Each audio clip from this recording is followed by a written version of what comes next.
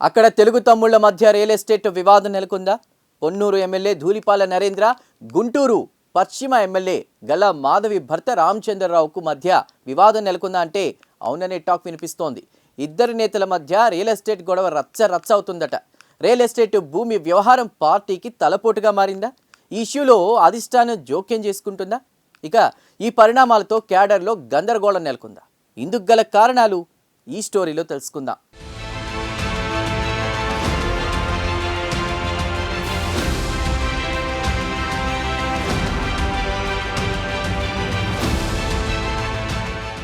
Real estate భూమి వ్యవహారం ఇద్దరు అధికార పార్టీ నాయకుల మధ్య వివాదానికి కారణమైంది. ఓ మాజీ ఎమ్మెల్యే బంధువుకు సంబంధించిన భూమి దక్కించుకునేందుకు ఇరు వర్గాల వారు పావులు కదుపుతున్నారట. తమ నియోజకవర్గ పరిధిలో ఉన్న భూమిపై మరో ప్రాంతానికి చెందిన ఎమ్మెల్యే భర్త ఆధిపత్యం ఏమిటని ఒకరు భావిస్తే, తాను మంచి రేటు ఇచ్చి దక్కించుకున్నాను, ఇప్పుడు వీళ్ల పెత్తనం ఏమిటని మరొకరు అంటున్నారట. ఈ వ్యవహారం చిలికి గాలివానగా మారుతాయేమోనని టీడీపీ నాయకులు భావిస్తున్నారు.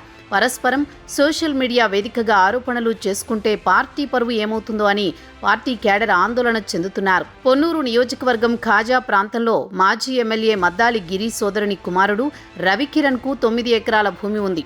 ఆ భూమిని అమ్మకానికి పెట్టాడు రవికిరణ్. కిరణ్ వద్ద నుంచి భూమిని కొనుగోలు చేసేందుకు సిద్ధపడ్డాడు నరేష్. కొంత సొమ్మును టోకెన్ అమౌంట్గా కూడా ఇచ్చాడు.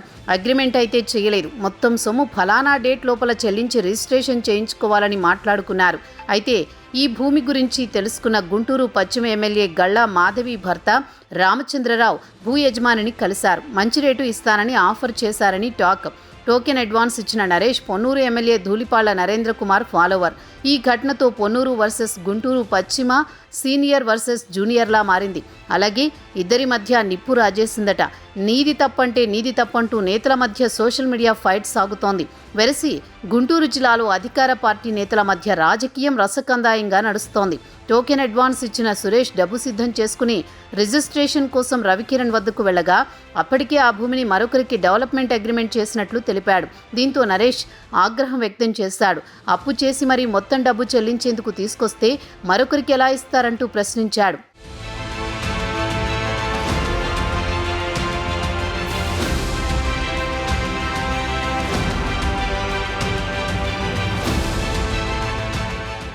దీంతో రవికిరణ్ తన బాబాయ్ మాజీ ఎమ్మెల్యే మద్దాలి గిరి, ఆ భూమిని గుంటూరు పశ్చిమ ఎమ్మెల్యే గల్లా మాధవి భర్త బ్రయరా రియల్ ఎస్టేట్ వెంచర్స్ అధినేత రామచంద్రరావుకు డెవలప్ చేసేందుకు ఇచ్చారని చెప్పాడు.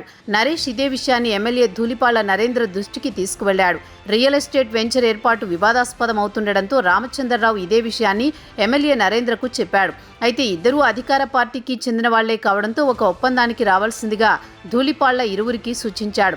ఈ క్రమంలోనే రామచంద్రరావు పెట్టుబడి నరేష్ది అయితే బ్రాండ్ తమదని అంటున్నారట.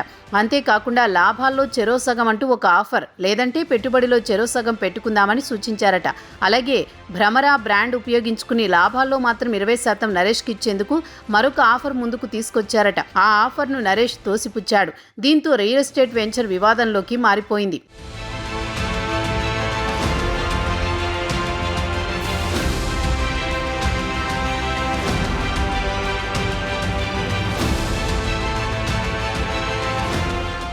ఈ క్రమంలోనే ధూళిపాళ్ల నరేంద్ర అక్రమాలకు పాల్పడుతున్నారంటూ ఆరోపణలు చేస్తూ సోషల్ మీడియాలో ప్రచారం మొదలుపెట్టారు. దీంతో నరేష్ రంగంలోకి దిగి అసలు జరిగిన విషయం మీడియా వేదికగా వెల్లడించాడు. గల్లా అధినేతే తమను ఇబ్బంది పెట్టారని తెలిపాడట. దీంతో ఇరువురు నేతల మధ్య సోషల్ మీడియా వేదికగా రచ్చ మొదలైంది. ఒకరిపై మరొకరు గుర్రుగా ఉన్నారు. విలువైన భూమిలో వెంచర్ వేయడానికి ఎవరికి వారే ప్రయత్నిస్తుండటంతో వివాదం మరింతగా ముదిరిపోయింది. ఇద్దరూ అధికార పార్టీ నేతలు కావడంతో ఎవరూ ఈ అంశంలో జోక్యం చేసుకునేందుకు ముందుకు రావడం లేదు.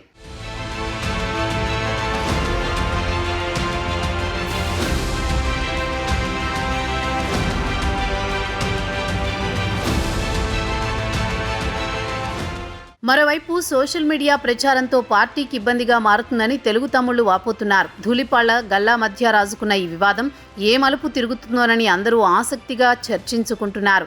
టీడీపీలో గెలిచి వైసీపీలోకి వెళ్లిన మద్దాలి గిరికి సంబంధం ఉన్న భూమి కావడంతో ఎవరికి వారు వైసీపీకి వత్తాసు పలుకుతున్నారంటూ విమర్శలు చేసుకుంటున్నారు.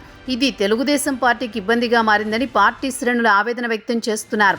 అయితే ఈ అంశం ఇంతటితో ముగుస్తుందా లేక అధిష్టానం దృష్టికి వెళుతుందో తెలియక ఇద్దరు నేతలు అనుచరులు ఆసక్తికరంగా ఎదురు చూస్తున్నారట. ఏది ఏమైనా వివాదం మరింత ముదిరి పాకాన పడకముందే అధిష్టానం జోక్యం చేసుకుంటే బాగుంటుందని పార్టీ ముఖ్య నేతలు భావిస్తున్నారట. మరి బాబు గారు ఏం చేస్తారో వేచి చూడాల్సిందే.